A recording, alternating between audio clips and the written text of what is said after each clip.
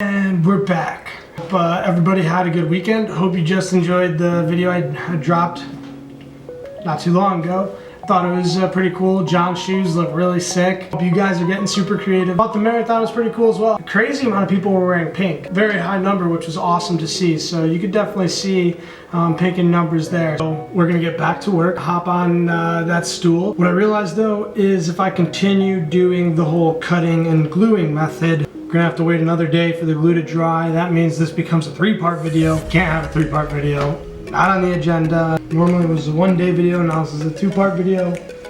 We're gonna finish the stool. We're gonna wrap the rest in pink. Hopefully that's not too difficult. Hopefully you like the end product. I think it's gonna be pretty cool. Something like you just don't really try ever. You tried something new.